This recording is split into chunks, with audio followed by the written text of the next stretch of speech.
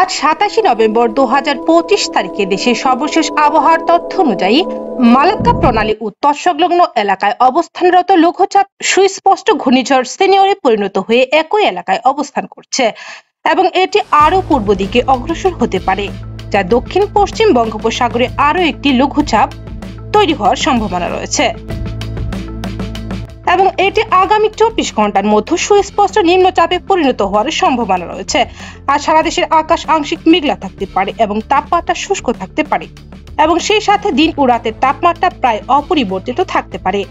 বর্তমানে দেশের নানা জায়গার মধ্যে রাত থেকে ভোর পর্যন্ত, যার কারণে দেশের শীতের তীব্রতা আরো প্রকোপ হচ্ছে এবং উত্তরবঙ্গের নানা জেলায় যেমন তেঁতুলিয়া, পঞ্চগড় এবং তেঁতুলিয়ার নানা জায়গায় শীতের প্রকোপ বাড়ছে, যার কারণে দেশের অন্যান্য জায়গায় শীতের প্রকোপ আরো বাড়ছে।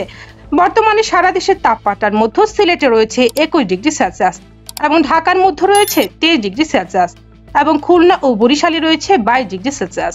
গতকাল সর্বনিম্ন তাপমাত্রা রেকর্ড করা হয়েছে তেঁতুলিয়াতে, যা 12.8 ডিগ্রি সেলসিয়াস এবং সর্বোচ্চ তাপমাত্রা রেকর্ড করা হয়েছিল চট্টগ্রাম সীতাকুণ্ডে, যা ছিল 31.9 ডিগ্রি সেলসিয়াসের মতো।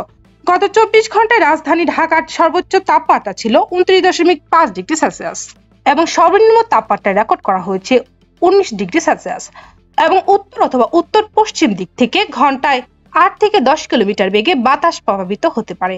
আজ সকাল 6টা অনুযায়ী ঢাকার সর্বোচ্চ তাপমাত্রা নির্ধারণ করা হয়েছে 84% এবং আজ ঢাকার সূর্যাস্ত হবে সন্ধ্যা 5টা বেজে 10 মিনিটে।